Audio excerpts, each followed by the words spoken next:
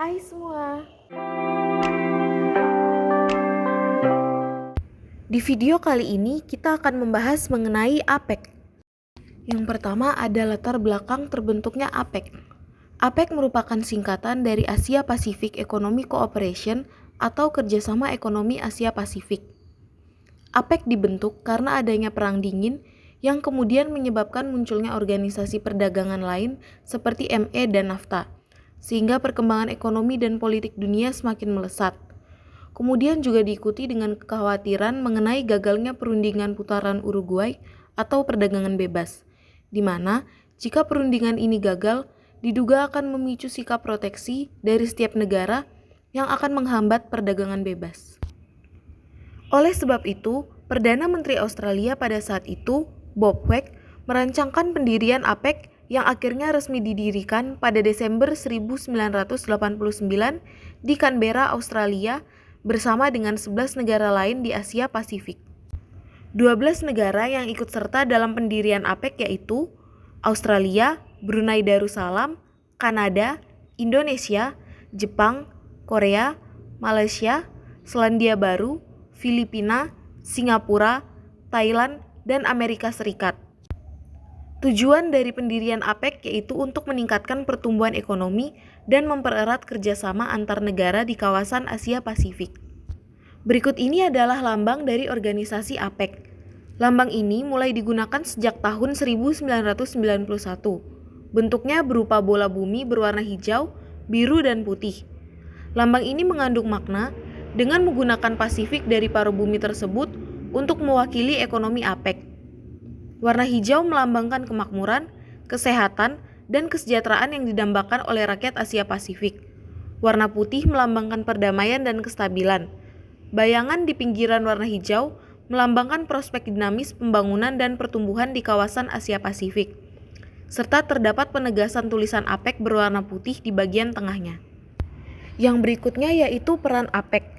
Yang pertama, APEC memastikan kalau barang, jasa, investasi, sampai masyarakat anggota APEC bisa bergerak leluasa untuk melintasi batas antar negara. Yang kedua, untuk memajukan liberalisasi perdagangan dan investasi bagi negara anggotanya. Yang ketiga, membawa pengaruh positif bagi perekonomian dunia. Yang keempat, meningkatkan jumlah ekspor-impor. Yang kelima, sumber investasi asing dari ekonomi-ekonomi APEC. Kemudian, dampak dan manfaat APEC terhadap pembangunan dan perkembangan Indonesia. Yang pertama, APEC sebagai komunitas bisnis dan anggota-anggota yang tergabung di dalamnya merupakan mitra dagang yang utama. Yang kedua, sarana untuk membangun kepercayaan dan hubungan yang saling menguntungkan dengan negara atau mitra ekonomi strategis Indonesia di kawasan. Yang ketiga, sarana untuk meningkatkan kapasitas dan daya saing Indonesia melalui proyek-proyek pelatihan teknis dan capacity building serta sharing of best practice.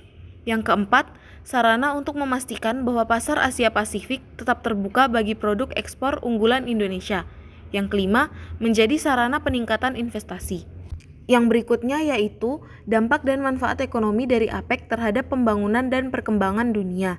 Yang pertama, turut menjaga stabilitas pertumbuhan ekonomi di kawasan melalui pertukaran informasi kebijakan. Yang kedua, menciptakan kondisi yang mendukung peningkatan perdagangan kawasan. Yang ketiga, mendorong paradigma pertumbuhan yang berkualitas melalui 5 Growth Strategy. Yang keempat, mempermudah dan memfasilitasi dunia usaha antara lain melalui skema APEC Business Travel Card atau ABTC. Yang terakhir yaitu bentuk kontribusi Indonesia terhadap APEC. Yang pertama, Indonesia pernah menjadi ketua dan tuan rumah APEC tahun 1994. Indonesia pernah memimpin APEC Economic Leaders Meeting atau AELM yang kedua yang diselenggarakan pada tahun 1994 di Indonesia, tepatnya di Kota Bogor.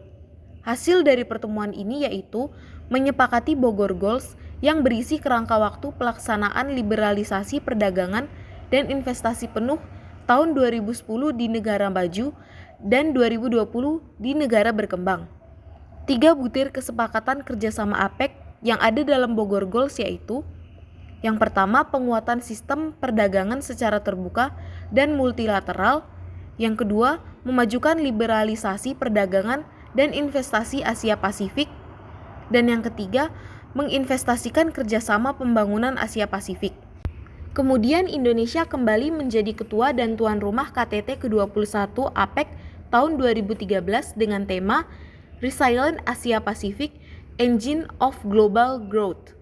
Guna mendukung pencapaian tema tersebut, Indonesia mengusung 3 prioritas utama, yaitu yang pertama, mendorong upaya pencapaian Bogor Goals, yang kedua, mendorong pertumbuhan berkelanjutan yang merata, dan yang ketiga, meningkatkan konektivitas kawasan.